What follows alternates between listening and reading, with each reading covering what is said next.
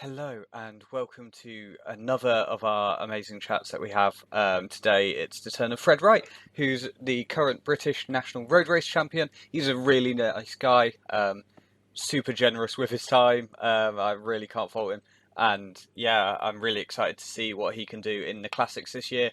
Um, yeah, I think a big win is only round the corner for him, so fingers crossed we get to see that. Otherwise, just sit back and enjoy, and yeah, just listen on. Yeah, thanks so much for joining me today. I guess first question is, how are you doing? I'm really good. I'm really excited actually. Got the first season the season sort of starting off proper in a couple of days' time, and yeah, I can't wait for it. I think Newsblad especially is I think it's one of my favourite races of the whole year. I really Oh, like the nice. course. I just like the again sort of classics atmosphere. To be Yeah, back here racing the classics is always there's a real buzz around it. We've got a good motivated team, so we're kind of when you're surrounded by other people that are also buzzing for it, it's nice, doing the recons and stuff, going yeah, back on the roads that you know quite well. It's good. I'm in good spirits. nice. Obviously, this will come out after the races have already happened, so congratulations on your results. That attack on the Oh, Gerhardsbergen. thank you very much. Yeah, yeah. On the moon, I'm feeling amazing. Yeah. Actually, there was a question that I thought of earlier. Like, are you someone who gets to cobbles and goes, this is a great place to attack? Or are you someone who holds on and kind of tries to maintain on the cobbles and then attacks when it's tarmac? Yeah, I think cobbles. It depends on the situation, but most of the time, it depends on who you are. Unfortunately, I'm not quite one of the. Yeah, maybe we see on Saturday. I'm hoping I've stepped up a level again, but we'll see. But normally the winning moves are the ones that happen after the cobbles. I would say, what Mm, around the cobbles. I would yeah. say, Yeah, because like I'd always in thought, Newsbed last year, where Van Baal attacked, was just after we'd done big hard effort up the Molenberg, up a short cobble climb, and then we were just about to start the next sector of cobbles. And it's a drag uphill. It's a point where everyone's a bit like, kind of tired, slowing down a little bit, and he just went with speed. It was a really good move, and that's the kind of attack that really makes the difference, I think. mm, But then again, other races, you look at Kemmelberg last year when Laporte and Van Aert, they said goodbye to everyone on the Kemmelberg, which is cobbled climb. So it really does depend. But I do like the cobbled climbs, that's for sure. I do yeah, like and them. that was actually a question that Lena had, my co-host. She noted that you've done really well at the Ronda, two top tens, and that's kind of where you've been a revelation. But then in Roubaix, you've not had as good results. And Yeah, why is that? I think with Roubaix, I'd like to say it's just luck. Mm, I think last year I was really unlucky crashing on the Arenberg in the way that I did. And that was, I crashed and that was race over. Hit my head pretty hard, which was rough. mm, But I was, I was entering the Arenberg in the top. I think it was almost top five, but maybe it was maybe seventh or eighth wheel going into the Arenberg, which normally you're fine. That's, I didn't expect my tire would blow out and I'd hit the deck so hard.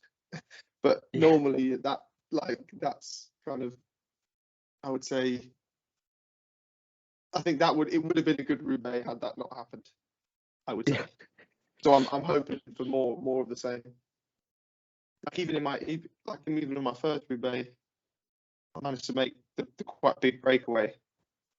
Guys, the year Sonny one mm, again. So actually my memories of Roubaix are really, apart from last year, are actually quite fond because I was there when I was in the team when Sonny won, which was just one of the best things ever. Finishing your first one on the velodrome and then coming in, seeing all your teammates celebrating and going, "Oh, what happened?" Like not really, because I was far enough behind and didn't hear what happened on the radio, and then you see that your teammates won, and yeah, get goosebumps thinking about it. It's a special race, that's for sure. Yeah, definitely, and hopefully that will be a feeling that's reciprocated to you one day. I really And you're hope so. one of these riders that like I don't know how best to term it, but like if you told me you'd win a monument, like you could tell me you'd won any of the sort of cobbled semi-classics or cobbled classics, I go, yeah, that's fairly believable actually. Like, Well, thank you very and much. I'll take that. yeah, Take and that it's kind of weird. Like as you a can't say that compliment. about every rider, but you're kind of one of those that you could top 10 pretty much any race, any single stage of a Grand Tour. If you said, "Oh yeah, Fred got top 10 again," like, yeah, okay, fair enough. Like, Yeah, it's for me. It's these next years really trying to convert those sort of still top performances, but converting them into winning some bike races. That's the plan. But yeah, it's not so easy, I would say. I'm God, am I going to keep trying? That's for sure. yeah, well, you always feel like you're on the cusp of a big breakout victory. Like, does that put Yeah, any pressure on you? Like, do you feel any pressure like that, or do you just go, "No, I'll just keep racing bikes and whatever happens, happens." yeah. There's, I think again, I'm feeling that a little bit more maybe coming into this weekend than previous years. I Hmm. would say I'm feeling slightly more slightly more pressure, but then I have the confidence from you know Flanders 2 years in a row being right up there that I'm perfectly capable. It's just things falling into place. It was kind of basically a case of constantly reminding myself of that, and then hopefully things will fall into place. You kind of just have to, I think, keep with that positive mindset. I'm Yeah. not just banging my head against the wall, and yeah, see what happens. Yeah, of course. I'm hugely excited, certainly, and I can hear that you are. Um, Oh, definitely. and obviously, are you currently in the? I know Bahrain did like a sort of team house in Belgium the other Yeah. year. So Like, we're again we're here this week before these races just to get to know the roads again, and it's a really nice atmosphere. It's much better than staying in a hotel. Like we hmm, all sat around and watched the end of the UAE tour just now, and yeah, we got the chef in the kitchen cooking lunch and dinner for us. It's such a good setup. It's really relaxed. It's no, I really enjoy being here, and I already look forward to the once done Pyrenees and San Remo coming back here for the next block of sort of couple of weeks. We'll be here again around E3, game over again, Flanders, Roubaix. So no, it's a really, I think we haven't quite, since Sonny won Roubaix, we haven't quite been able to hit that sort of result. But what we've built and what with this house and everyone coming together, everyone committing to it, I think it's building towards something. I think yeah, that was the sort of we all sort of sat down after Roubaix last year, sort of had a meal, everyone, all the riders, staff all together, and that was kind of the general feeling is that we want to be we think we're going to be hopefully sat in the same position this year with you know more to celebrate. yeah, definitely. You mentioned Milan San Remo. Like, is that anything you're targeting, or is that just a, you know, for want of a better term, just another race for you? No, I'd I'd say I doing it last year and how I sort of managed to do my job there. I'd kind of finished and was like, now this is also a race that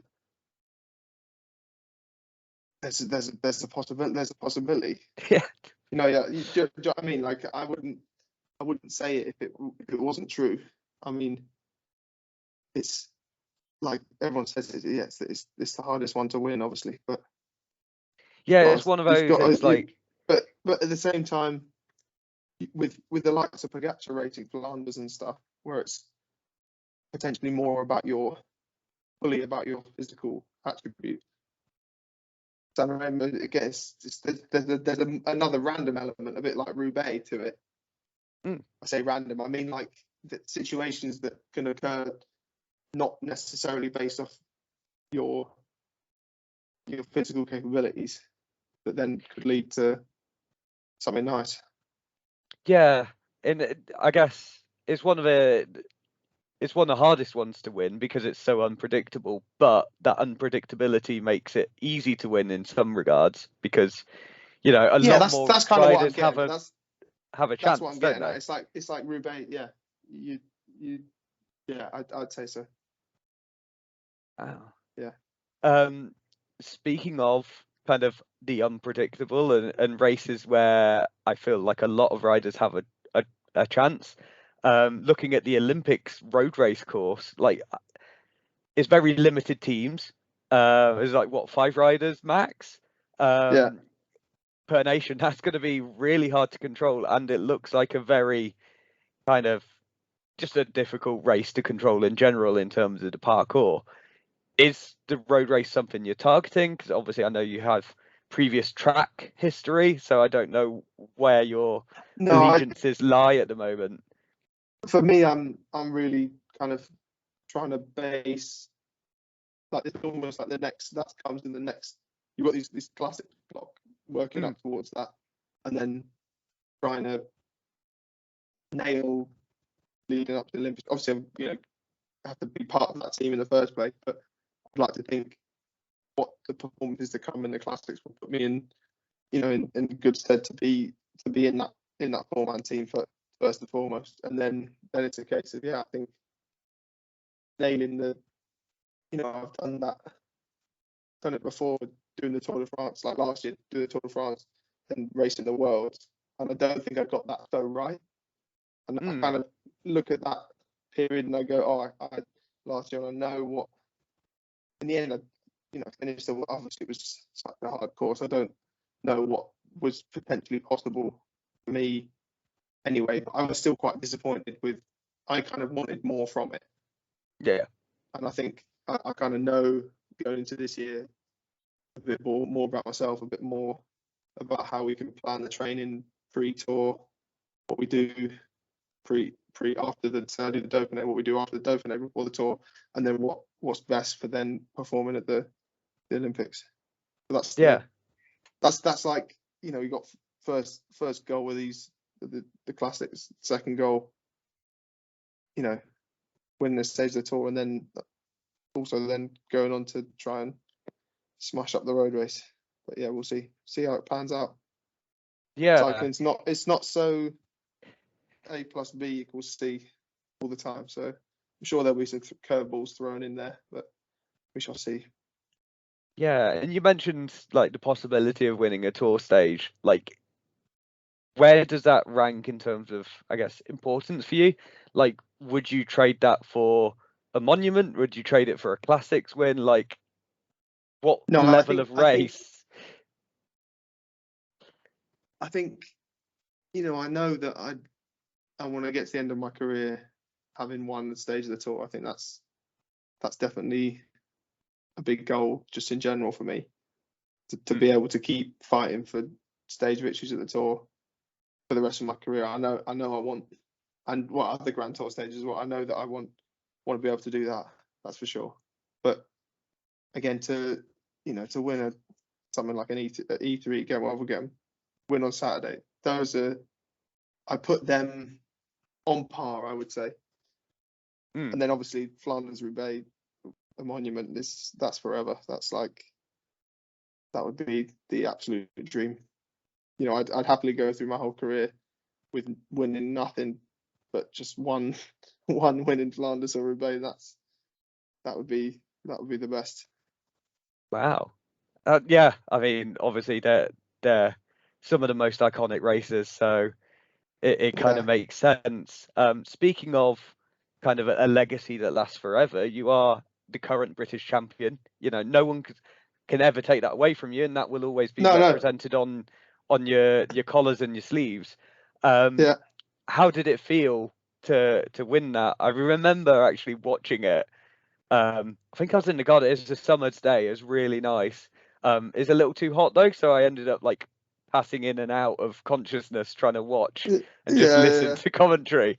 But I do remember being like super keen and so excited for you to win, because just everything that had gone on, especially, but just because I know you'd had the Vuelta where you tried to win stages and got close, and it just Yeah, yeah. felt like a breakout win for you. What was it like as a rider? Yeah, I think it's fair to say that was probably one of the best days I've had on the bike in terms of the feelings, the the emotion, like to go through something like the team did, to Mm. have to be in such a low point as well, first and foremost in the weeks prior, then the everything was, yeah, it was pretty crazy. I mean, I again, the confidence that gives me just racing. I've got these beautiful looking Merida bikes, lovely kit, like all of that coming into this racing the classics in the full British Champs kit. It's just that's a dream come true already. That's like you said, that's no one's taking that away from me. So I think it's kind of power to go on to the next thing and see what we can do. Yeah, yeah, of course. And obviously, you'd come close a couple of years ago in Lincoln. I really wanted you to win that one, and because Yeah, Swifty still messaged me at National saying, "Oh, does that mean I would have had you?" Like I did in Lincoln. He still reminded me that yeah. yeah.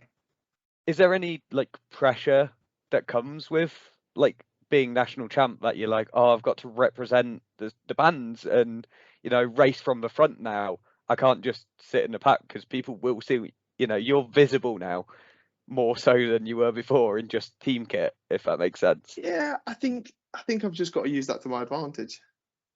Okay. Like I think just got to channel what it gives me and use it to my advantage, I'd say. Like yeah, I don't think, I mean I see what it's like on the weekend, but I think it's only, I only see it as a positive thing, I would say. Okay. I'm trying, yeah. Again, maybe you're not going to slip away, but I think I've sort of shown myself enough in races that I wouldn't slip away anyway Well, yeah. anymore. It's not a case of, I'm not in that position anymore, unfortunately. So yeah. Yeah, and if we could rewind, I guess, in some ways, did the sort of little lad riding around Herne Hill Velodrome ever think you'd be doing this, kind of having this career? And what, I guess, even what point growing up did you go, oh yeah, this legit could be a career now? Yeah, I think it probably took me a bit longer than it should have done to realize that this is what could happen. I still, sometimes that's it's kind of one of my positive good attributes, and also maybe a negative attribute is kind of don't quite realize I think growing up my goal was always, I was so focused on the track, Mm. and then it was like, oh, I'd love to ride the Tour de France. As obviously you have these dreams of winning Tour de France stages, but I think, yeah, my dream was almost, I kind of set it a bit lower than where I am now. I'm almost exceeding what, every time I don't know, race Mm. apart, I'm sort of exceeding what the expectations I had of myself when I was 18. I was like, oh yeah, I'd love to make a career out of being a bike rider. I don't think I was like, oh, I want to win. I have to win this, and I have to do this by the end of my career. I don't think I ever really had that. So which is good in terms of, it means I'm constantly trying to, better myself, and I'm not Mm. so worried about the results. But at the same time, it, yeah, I, I think it's, yeah, it's interesting. Yeah, I think it's I'm mad certainly that you. very, very happy with the where I am and my place in the team now. I'm comfortable, and get the opportunity on Saturday, for example, to, to try and win the bike, to win one of the biggest bike races in the world. I mean, Yeah. that's great. It's good to sort of remind yourself of those things. Yeah, I just find it mad that you had those thoughts at 18 when, like, by that point you'd already won the Junior Tour of Wales. And, like, it's always wild to look at those results again because, like, there's some names that really stick out. You Yeah, know, yeah, yeah. I mean, like you yeah, beat Ethan, you beat Jake Stewart, I think was in that class. yeah, Um, yeah, yeah. I mean, that Pidcock's class like down in had eighth or some something. crazy, crazy riders that came through those years and are now racing in the pros. So I think, yeah, it's almost weird, like at the time when you're racing the Tour of Wales, that's the most important thing. Yeah, Like for me, when I yeah, was an 18-year-old, I'm focusing on just as much as I'm thinking about the Tour or the fucking sorry, excuse the language, or Flanders or Roubaix. It's weird. It's you step up the levels, but the amount of pressure or whatever that you put in yourself doesn't necessarily change. yeah, You're just better. It's like, cycling. It doesn't you don't go any harder. I mean, it doesn't get harder. You just get better. yeah. It's like you It's kind of you want to climb the old Quarmont as quickly as you can, but back in the day, you wanted to climb the tumble as quick as you could. yeah, Like, yeah, yeah. Or like even when I would have raced junior races up the Paterberg or up the Quarmont, and yeah, you go just as hard, but now I can do it a minute faster or whatever. yeah, Yeah. I guess, yeah, one thing that's intrigued me is like, how did you even get into cycling then? Obviously, I know you came up through VC Landra, which hugely, it's certainly a team I knew of when I was a junior. Like, you'd see certain teams rock up and you go, oh yeah, I know who they are. Like, Yeah, yeah, and you'd yeah, look at Micah and you wouldn't have a clue who we are. Like, I don't think yeah, many good people, like, well, technically, is it Rich or Rod?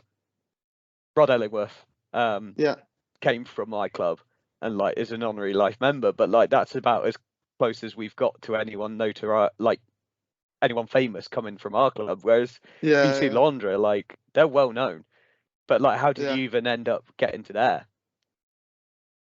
yeah. I mean, it was just a case of going down to the local holiday club and jumping on a track bike, and straight away it was like, oh, I'm definitely better at this than I am playing football, or I'm better at this than I am at, I was, lucky having parents that sort of sent me to did loads of different sports like running and things like that, and you pick up. My dad was fairly into cycling. He's obviously his interest in cycling increased as mine did, as it kind of had Yeah. to, and yeah, it was a case of being like, oh wow, I'm pretty good at spinning my legs pretty fast on this track bike. Kind of, there was there was something there straight away, and that's, yeah, I guess it was always more track stuff all the way up until I was 17, 18, and then it was clear that actually also had the, the attributes or whatever to be a road pro on the road. Yeah. Yeah. One thing I've kind of noticed is like once you left VC Laundra, you joined was it CCC as a trainee? But then, Yeah, well, I was then, like also as well being supported by British Cycling, being on that pathway for since I was 16. Picked mm, up as like talent spotted or whatever you want to call it, and then slowly being supported by them from quite a young age. That really set me up for life as a pro, and for dealing with different situations, being a team member, all the things that they kind of drill into you when you're younger, and you don't mhm, at the time. You're like, why are we doing this? What's this? You don't realize until now that I guess I had an advantage turning pro, that everything was familiar enough to me. Like yeah, all the nutrition things I'd already heard before, all the all sorts of stuff. I owe a lot to BC for sort of setting me up really for where I am now. Yeah, it's just kind of interesting to me because like I look at you and I go, well, he's a talented kind of all-rounder from London, but you've never sort of been in the sort of Team Sky, again, sort of oh, what's the word? I can't even think of it, but like That sort of in their setup. orbit. Yeah, Yeah, yeah, yeah, yeah. I'm I curious guess why that I is. guess it kind of all things falling into place at the right time with Rod joining this team. Then and he'd come from Sky, seeing that I was a rider who'd done well on the road, who'd come from the academy, and him being someone who'd also worked on the academy and was the sort of one of the key people of what made the academy back in the day so great with with people like G and Cav or whatever. Then it was good timing that I'd had a good season as another 23 on the road. He joined this team, and it was like, oh, he could trusted that knew my coach at the time trusted me that I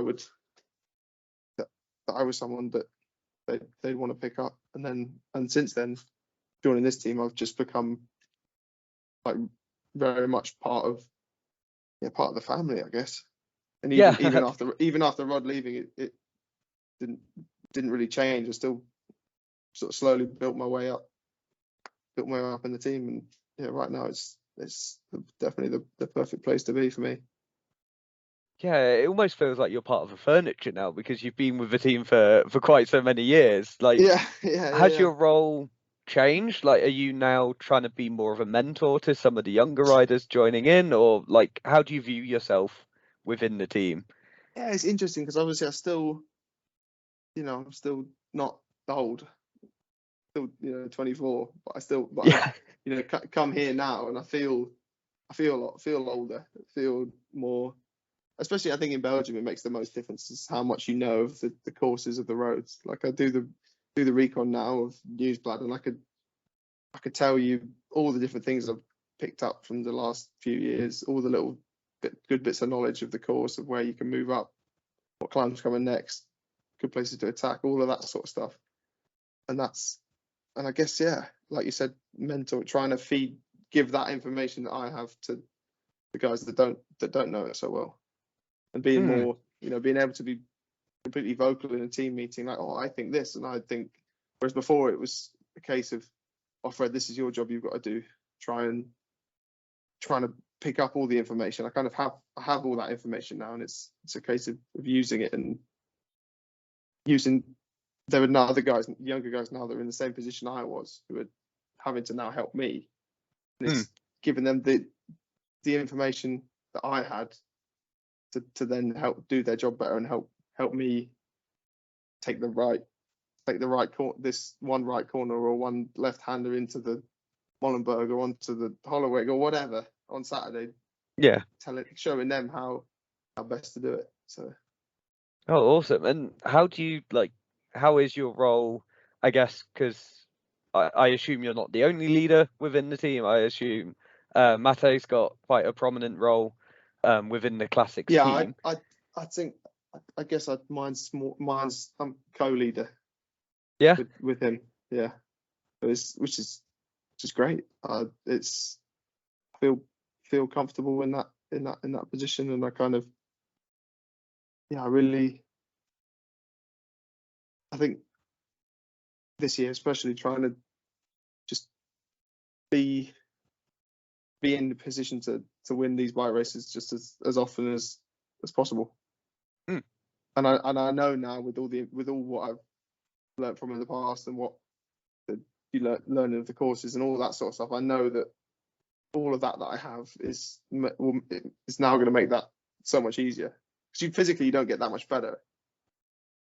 Mm. Like compared to sort of three years ago, you're talking small percentages improvements here and there, but actually it's it's the information and stuff that you pick up and how you race and all of that's what makes the biggest differences. Yeah. Yeah, that makes a lot of sense actually. Um, I guess, yeah, I know we've kind of talked a bit about your season ambitions. Are there any other goals that you've kind of not spoken about yet? Anything else you're looking to achieve this year? Just as we wind things up. I would say again, got a bit unlucky last year with the crash towards the end of the season. Did my collarbone, and that was kind of season Mm, finished, unfortunately. So it's looking at the race at the end of the year that I didn't quite get to do last year, whether like I don't know, the 1 days in Canada, or who knows, maybe I'd end up going to the World. So all of that end part of the season is not so defined yet. I've kind of got my clear goals for this first half, but I definitely I definitely think there's races to be won on the back end, that's for sure. yeah. Oh, awesome. And how can people kind of follow you, keep up with you on social media, like find out what you're up to, basically? I mean, I'm not the most active person on social media, but I mean, yeah, I guess Instagram is the one that I use the most. But normally, I'll be talking rubbish in some interview on TV. Normally, somewhere. Yep, that's that's just fair that's enough. normally where you'll find me. Oh, awesome. Well, we'll make sure that a link goes out and that probably while I'm talking right now, there'll be a picture of your Instagram so that people can just find it quite easily. Um, Well, there you go. Bring and them all in. that's, yeah, all that's left to say is I hope everything goes really well this weekend and for the classic season in general. I hope we get to see you sort of post up with the red, white, and blue stripy jersey in victory. That would be amazing. That would be amazing. Thank you very much. Well, there you go. There's an amazing chat. As always, a mega thanks to Fred for his time. Um, Anyone who agrees to be a guest, I think are so kind and generous just for agreeing. Um, and I just hope you enjoyed it listening as much as I did recording it.